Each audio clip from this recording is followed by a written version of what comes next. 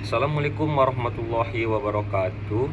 Yang terhormat Bapak Mahlil Adriaman SHMH selaku dosen Fakultas Hukum Universitas Muhammadiyah Sumatera Barat dan dosen pengampu mata kuliah hukum persaingan usaha. Pada kesempatan ini izinkan saya menyampaikan perjanjian yang dilarang dalam persaingan usaha. Sebelum masuk ke pembahasan, saya ingin menyampaikan latar belakang mengapa topik ini penting untuk dikaji. Dalam dunia usaha, perjanjian merupakan hal yang lumrah terjadi.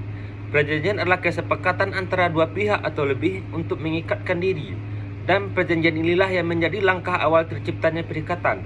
Namun tidak semua perjanjian dibiarkan bebas oleh hukum. Kenyataannya masih banyak pelaku usaha yang merasa belum puas dengan pendapatan perusahaan, meskipun perjanjian yang mereka buat sebenarnya sudah sehat di mata hukum. Hal inilah yang mendorong munculnya perjanjian-perjanjian yang mengandung praktik monopoli.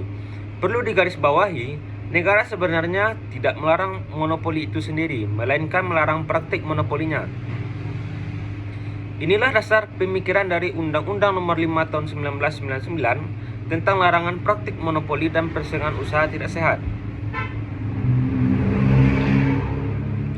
Sekarang saya akan menjelaskan lebih dalam 5 bentuk perjanjian yang dilarang dalam persaingan usaha. Yang pertama itu ada perjanjian oligopoli.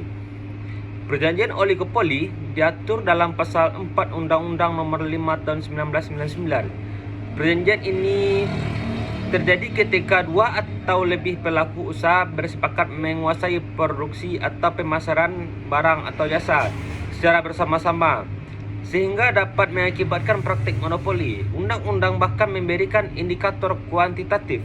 Apabila dua atau tiga pelaku usaha menguasai lebih dari 75% pangsa pasar suatu produk, mereka patut diduga melakukan penguasaan bersama. Menariknya, larangan ini bersifat rule of reason, bukan persel ilegal.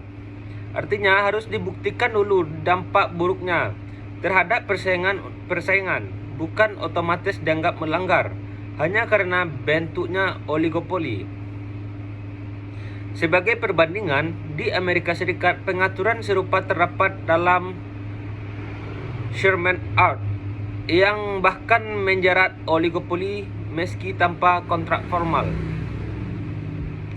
Terkait oligopoli, saya juga membahas azas keseimbangan dalam persaingan usaha, yaitu prinsip yang menjamin perlindungan proporsional bagi pelaku usaha, konsumen, dan perekonomian nasional. Azas ini mencakup 4 poin kunci: keseimbangan kepentingan produsen dan konsumen, perlindungan bagi pelaku usaha kecil agar tidak dimatikan oleh pelaku usaha besar, pencegah monopoli, serta keadilan dalam klausul perjanjian agar tidak memberatkan sebelah pihak. Kedua adalah perjanjian penetapan harga. Perjanjian penetapan harga diatur dalam pasal 5 Undang-Undang Nomor 1 Tahun 1999. Pasal ini melarang pelaku usaha membuat perjanjian dengan pesaingnya untuk menetapkan harga barang atau jasa yang harus dibayar konsumen di pasar yang sama. Dampaknya, konsumen terpaksa membeli produk dengan harga yang sudah disepakati bersama-sama tanpa bisa merasakan keunggulan kualitas atau inovasi dari produk lain, karena harga di pasar menjadi seragam dan kaku. Namun undang-undang juga memberi pengecualian dalam pasal 5 angka 2, yaitu perjanjian dalam bentuk usaha patungan dan perjanjian yang didasarkan pada peraturan perundang-undangan yang berlaku. Yang ketiga adalah perjanjian pembagian wilayah. Diatur dalam pasal 9 Undang-Undang Nomor 5 Tahun 1999. Perjanjian ini melarang pelaku usaha membagi wilayah pemasaran atau alokasi pasar dengan pesaingnya. Dalam ilmu hukum anti monopoli dikenal 4 jenis pembagian pasar horizontal yang dilarang, yaitu pembagian pasar teritorial, pembagian pasar konsumer, pembagian pasar fungsional, dan pembagian pasar produksi. Tujuan dari perjanjian semacam ini biasanya untuk mengontrol kepadatan distribusi. Namun, pendekatan hukumnya tetap bersifat rule of reason, sehingga harus membuktikan dulu apakah benar menimbulkan praktik monopoli.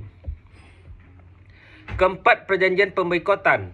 Diatur dalam pasal 10 Undang-Undang Nomor 5 Tahun 1999. Pasal ini melarang pelaku usaha membuat perjanjian dengan pesaingnya untuk menghalangi pelaku usaha lain melakukan usaha yang sama, termasuk menolak menjual barang atau jasa dari pelaku usaha tertentu. Pemboikotan bisa bersifat langsung maupun tidak langsung, misalnya dengan menekan pemasok agar tidak memasok produk kepada pelaku usaha yang menjadi target boikot.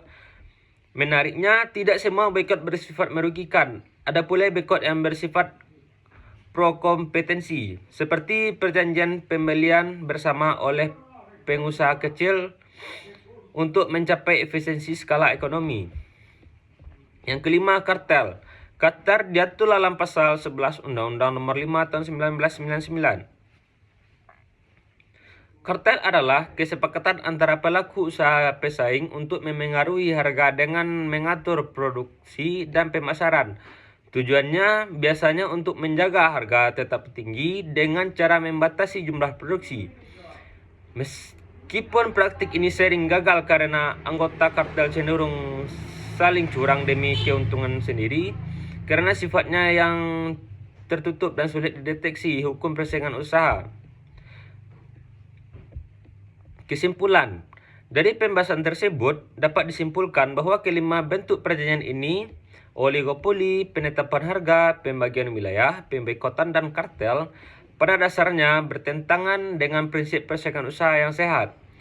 Sebagian besar dari perjanjian ini tidak bersifat per se ilegal, melainkan memerlukan pembuktian dampak nyata terhadap monopoli atau persaingan tidak sehat sebelum dapat dijatuhi sanksi. Dampaknya dirasakan tidak hanya oleh pelaku usaha pesaing, tetapi juga oleh konsumen yang menghadapi harga tinggi dan pilihan produk yang terbatas. Bahkan berdampak pada perekonomian negara secara luas, seperti yang terlihat dalam kasus inflasi di Maluku maupun kartel minyak goreng. Karena itu, Undang-Undang Nomor 5 Tahun 1999 hadir sebagai instrumen hukum penting untuk melindungi pesaing usaha yang sehat tidak Indonesia.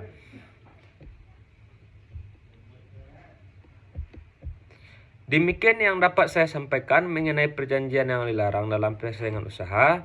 Saya menyadari makalah ini masih memiliki kekurangan baik dari segi penyampaian, penyajian maupun substansi. Oleh karena itu, kritik dan saran dari Bapak dosen serta teman-teman sangat saya harapkan demi perbaikan tugas selanjutnya. Akhir kata, saya ucapkan Assalamualaikum warahmatullahi wabarakatuh.